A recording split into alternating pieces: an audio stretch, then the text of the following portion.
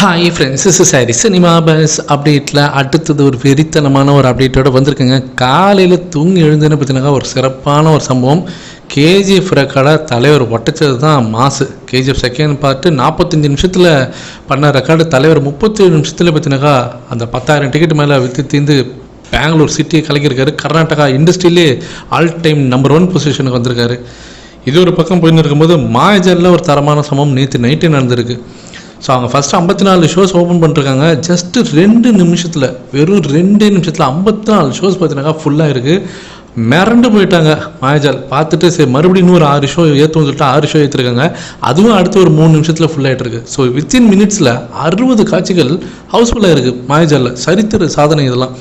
இன்னொன்று பக்கம் நேற்றுக்கு சினி உலகம் யூடியூப் சேனலுக்கு நேற்றுக்கு கமலா சினிமாஸோட ஓனர் பேட்டி கொடுக்குறாரு. ஏங்க எங்கிட்ட இருக்கிறது 100 டிக்கெட்டு, அதுக்கு வந்து லட்சக்கணக்கில் கேட்குறாங்க, நாங்கள் எப்படி அலர்ட் பண்ணுறது? வித்தின் செகண்ட்ஸில் எங்களுக்கு தீர்ந்து போச்சுங்க, நாங்கள் ஓப்பன் பண்ணோம் வித்தின் செகண்ட்ஸில் தீர்ந்து போச்சு அப்படின்றது ஓனர் ஓப்பனாகவே அந்த பேட்டியில் பேசுகிறாரு. அதெல்லாம் பார்க்கும்போது நமக்கு செம கூஸ் பம்ப்ஸாக இருக்குது. தலைவா என்ன பண்ணுறீங்க அப்படின்ற மாதிரி இருக்குது. ஆல்ரெடி யூஏஇயில் புஷ்பா செகண்ட் பார்ட்டோட ரெக்கார்டெலாம் உடச்சி தூக்கி எரிஞ்சுன்னுக்காரு. அமெரிக்காவில் ஒரு பக்கம் சம்பவம் பண்ணியிருக்காரு. இன்னொரு பக்கத்தில் ரோஹினி சினிமாஸ் அவங்க கதறாங்க, என்னப்பா அது ரேம்பேஜ் புக்கிங்காக இருக்குது, ஓப்பன் பண்ணோடனே பார்த்தீங்கன்னாக்கா எங்கள் சர்வரே டவுன் ஆகிடுச்சு. ஸோ பெஸ்ட் அட்வான்ஸ் புக்கிங்ப்பா நாங்கள் பார்த்த வரைக்கும், ரியல் மேட்னஸ் ஹைப்பு அப்படின்ற மாதிரி போட்டு ஆல்ரெடி 10,000 டிக்கெட் சோல்ட் அவுட் ஆகிடுச்சுப்பா அப்படின்ற மாதிரி போட்டு அவங்களோட குஷியை அவங்க தெரிவிச்சிருக்காங்க. இதெல்லாம் ஒரு பக்கம் போயின்னு இருக்கும்போது அஃபிஷியலாக நமக்கு இப்போ அப்டேட் வந்திருக்கு. ஸோ நேற்று ஒரு நாள் புக்கிங் மட்டும் ஆன்லைனில் புக் மை ஷோ, டிஸ்ட்ரிக்ட் ஆப்பு, மற்ற எல்லா ஆப்பும் சேர்த்து நான் சொல்கிறது.